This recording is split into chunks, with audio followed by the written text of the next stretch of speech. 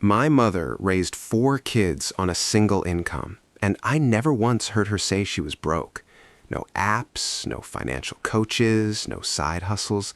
So how did Gen X moms manage money in ways that most of us today simply cannot? Because they had a system. A quiet, almost invisible system, passed down through kitchens and coupon books and handwritten envelopes that nobody ever called a financial strategy, but it worked better than anything Wall Street ever sold us. And the first habit? It has nothing to do with cutting back. It has everything to do with the physical feeling of money leaving your hands. My mother raised 4 kids on a single income, and I never, not once, heard her say she was broke. Think about that for a second. 4 kids, 1 paycheck, a house to run, groceries every week, school supplies, winter coats, birthday presents, doctor visits, and yet there was always enough. The lights stayed on, the refrigerator stayed full, and at the end of every month, somehow, there was still a little left over. No budgeting app told her what to do. No financial influencer coached her through Instagram Reels. No side hustle kept her up until 2 in the morning. She just knew. And here's what breaks my heart a little. We forgot what she knew. Because today, millions of American families are doing everything right on paper. 2 incomes, better technology, more financial tools than any generation in history, and yet more people feel broke than ever before. More families are living paycheck to paycheck than at any point in the last 30 years. More women, smart, hardworking, capable women, lie awake at 3 in the morning, staring at the ceiling, wondering where all the money went. Sound familiar? So what happened? What did we lose somewhere between 1994 and today? What did those Gen X moms understand about money, about life, that we somehow stopped passing down? That is exactly what this video is about. Because I went back to the 1990s, to the early 2000s, to the era of coupon inserts in Sunday newspapers, kitchen tables covered in grocery lists, little white envelopes tucked inside kitchen drawers with words written in pen, rent, groceries, school, savings, emergency. I talked to women who lived it. I studied the habits. I looked at the patterns. And what I found was not complicated. It was not some secret investment strategy. It was not a lucky generation with cheaper prices, because yes, things cost less back then, but wages were lower too. The math was still tight. The pressure was still real. What those moms had was something quieter than that, something more powerful than any spreadsheet. It was a system of feelings, a way of relating to money that was physical, intentional, deeply human. And somewhere along the way, with the rise of credit cards, digital banking, one-click online shopping, and buy now, pay later services, we lost that feeling completely. We stopped feeling money leave our hands. And that one shift, that single invisible change in how we experience spending, is at the root of why so many of us feel financially out of control today. Now I want you to close your eyes for just a moment and go back. Go back to your mom's kitchen. Maybe it was 1993. Maybe it was 1997. Maybe it was 2001. Think about what that kitchen smelled like on a Sunday morning. Was there something cooking on the stove? Was there a grocery list sitting on the counter written in her handwriting? Did she have a little box or a drawer somewhere specific, where she kept her papers, her coupons, her envelopes? Most of us have that memory, that image, that specific feeling of a household being quietly managed by a woman who just knew how to make it work. She did not talk about budgeting constantly. She did not panic at the grocery store. She moved through her financial life with a kind of calm confidence that felt almost invisible because it was so consistent, so steady, that we just took it for granted. We thought that was just how life worked. We did not realize she was running a system, a careful, intentional, brilliantly simple system that kept her family protected month after month after month. In this video, I am going to walk you through the hidden savings habits of Gen X moms. 5 to 7 quiet disciplines that kept American households stable through recessions, job losses, and the beautiful chaos of raising a family. These are not tips from a finance textbook. These are not strategies from a podcast. These are real habits, human habits. Habits that lived in kitchens and grocery store aisles and Saturday morning routines across America. And by the time we reach the end of this video, I think you are going to feel something shift. Not just in how you think about money, but in how you remember the women who raised you. Because what those moms built was not just financial stability, it was emotional security. It was the feeling that everything was going to be okay. And that feeling, that deep, quiet, steady feeling, is exactly what so many of us are missing today. The first habit we are going to talk about had nothing to do with how much money they earned. It had everything to do with the physical feeling of money leaving their hands. And once you understand it, you will never think about your wallet the same way again. Let's go back. Because before we get into the habits themselves, we need to understand the world these women were living in. We need to go back and really feel what life looked like in 1990s America. Because context matters. And without understanding the world they were navigating, you cannot fully appreciate why their habits worked so powerfully. So let's set the scene. It is 1994, maybe 1996, maybe right at the turn of the millennium in 1999. Picture a neighborhood somewhere in Middle America. It does not matter if it is Ohio or Texas or Georgia or California, the feeling is the same everywhere. Houses with small yards, minivans in the driveway, kids riding bikes after school, the sound of a lawnmower on a Saturday afternoon. A woman inside that house standing at the kitchen counter with a pen in her hand and a notepad in front of her. That woman is doing something that most of us have completely forgotten how to do. She is planning. Not on an app, not on a laptop, with a pen, on paper, in real time, with real intention. The 1990s were a transitional decade in America in ways that we often underestimate. The economy was shifting, manufacturing jobs that had supported working-class families for generations were beginning to disappear. Wages for middle-income households were growing, but slowly. The cost of living in major cities was starting to climb. And yet, despite all of that economic shifting and uncertainty, most middle-class families felt more financially stable than families do today. And the question that researchers and economists and ordinary people keep coming back to is why? Why did families with less technology, lower wages, and fewer financial resources manage to feel more secure than families today who have so much more on paper? The answer is not simple, but it begins with something very specific about the era itself. In the 1990s, money was still physical. Cash was still king in most American households. Credit cards existed, but they were not the default. They were not swiped casually at the drive-thru or tapped on a phone screen at the coffee shop. For most working families, credit cards were reserved for emergencies or large planned purchases. The everyday spending, the groceries, the gas, the school supplies, the birthday gifts, that all happened in cash, real paper bills, coins counted out at the register. And that physical reality changed everything about how families related to their money. When you hand over a $20 bill for groceries, you feel it. You watch it leave your hand. You see your wallet get lighter. There is a moment of awareness, a small but powerful moment where your brain registers that a transaction just happened. Something left you, something real. And that feeling creates a natural brake on spending. It creates a moment of hesitation before every purchase. Is this worth it? Do I really need this right now? Can I wait? That hesitation, that tiny pause, was built into every single financial decision those moms made. Not because they were more disciplined than us, not because they were smarter than us, but because the system they lived in forced awareness onto every transaction. Now layer on top of that the cultural mindset of the era. The women who were raising families in the 1990s had mostly grown up in households shaped by the 1970s and early 1980s.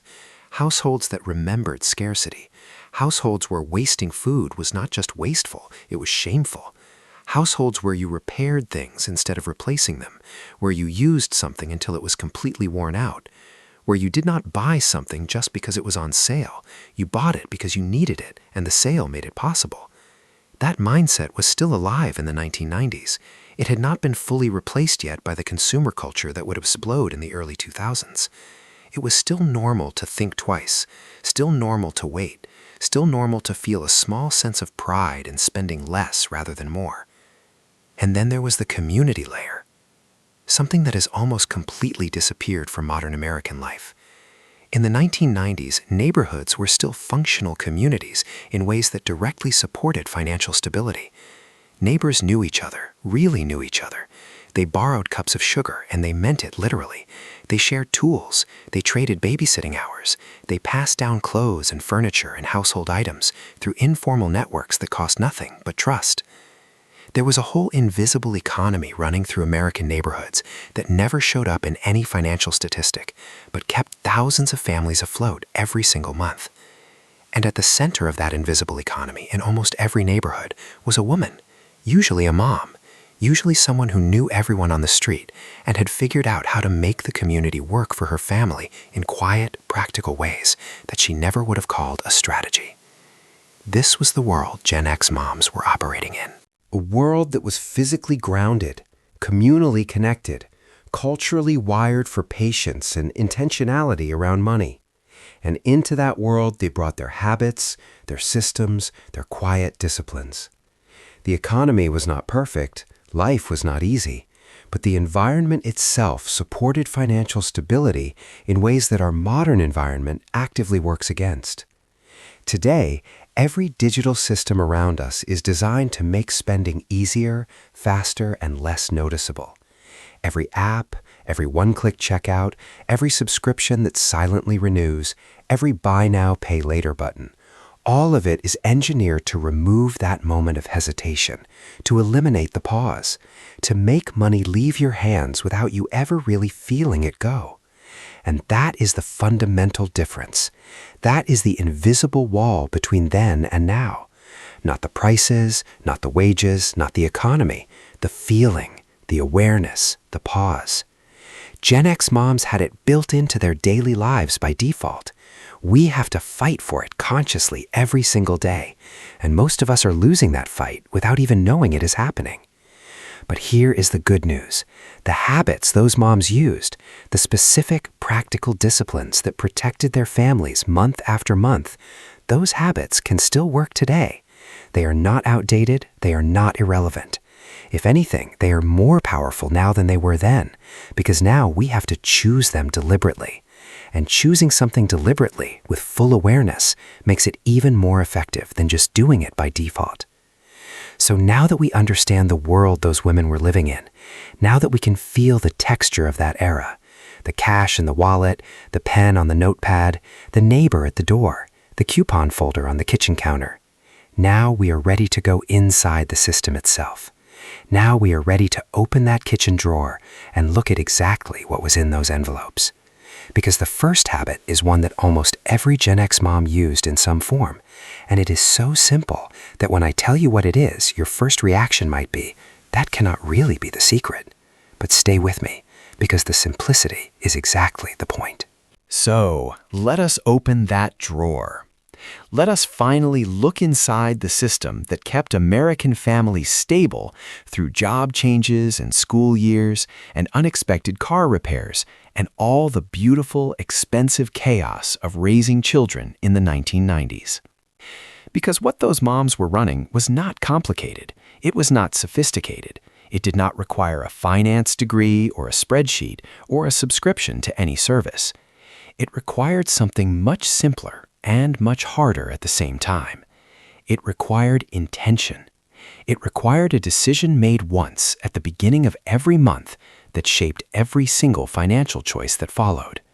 And that decision started with the first habit. Habit number 1, the envelope system. If you grew up in a Gen X household, there is a very good chance you remember seeing envelopes. Not the kind you mail letters in, although those were around too, because people still wrote letters in the 1990s. These were plain white envelopes, or sometimes small labeled folders, or decorated pouches that lived in a specific place in the kitchen. A drawer, a box on the counter, a section of the family organizer hanging on the wall near the phone. And on the outside of each envelope was a word written in pen. Rent, groceries, gas, school, clothing, emergency, fun money. Sometimes the categories were different. Sometimes there were more of them or fewer of them, depending on the family. But the principle was always the same. On payday, the money got divided. Not mentally divided, not digitally divided, physically divided. Real cash pulled from the bank and sorted by hand into each envelope according to a plan that had been thought out in advance. And once the grocery envelope was empty, that was it. No more groceries until next payday, unless something came out of the emergency envelope, and that was a serious decision, not a casual one. The envelope was not just a budgeting tool, it was a psychological boundary, a physical wall between disciplined spending and impulsive spending. And it worked, not because it was complicated, but because it made the limit real and visible and impossible to ignore. Think about how different that is from today.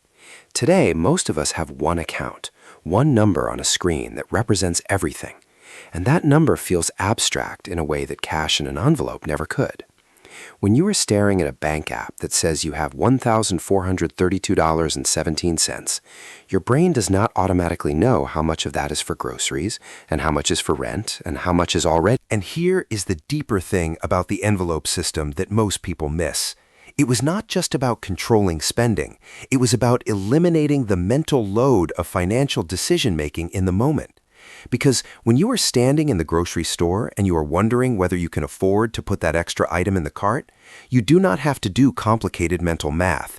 You don't have to remember what bills are coming and what the balance was this morning and whether that check is cleared yet. You just know how much is in the envelope. And that simplicity, that instant clarity, reduced stress in a way that had nothing to do with the actual dollar amount. Moms with very modest incomes felt calm at the grocery store because they knew exactly what they had. And that calm is something money cannot buy, but a system absolutely can create. Habit number 2, the Sunday planning session. This one is so simple, it almost sounds too obvious to mention. But don't let the simplicity fool you, because this single habit probably saved more American families more money in the 1990s than any other practice combined. Every Sunday, or Saturday for some families, before the week began, the mom sat down with a pen and a piece of paper and planned the week's meals. Not loosely, not generally, specifically. Monday night is spaghetti. Tuesday is chicken and rice. Wednesday, we use the leftover chicken and sandwiches for lunch and make soup for dinner. Thursday is breakfast for dinner because it's cheap and the kids love it. Friday is homemade pizza because it's cheaper than delivery and everybody gets to put their own toppings on. Saturday, we finish whatever is left in the refrigerator before anything goes bad. And from that meal plan came a grocery list, a specific, deliberate list of exactly what was needed and nothing more. Not a vague mental note to pick up some stuff for dinner, a written list, organized sometimes by section of the store, produce, dairy, meat, pantry, so that the shopping trip was efficient and focused. And that mom went to the store with that list and she stuck to it. Not perfectly every time, nobody is perfect, but the list was the anchor. The list was the plan made visible. And having a plan made visible changes behavior in ways that are almost impossible to overstate. Here is what the Sunday planning session actually prevented. It prevented the 5 o'clock panic. You know the one. It's 5 in the evening and you have no idea what's for dinner and everyone is hungry and tired and the easiest solution suddenly seems like just ordering something or swinging through a drive-thru. That moment, that 5 o'clock panic, is one of the most expensive moments in modern family life. It happens because there was no plan. And Gen X moms largely didn't have that moment because Sunday took care of it. The plan was already made. The groceries were already bought. Dinner was already decided. All she had to do was execute. And execution is always cheaper than improvisation.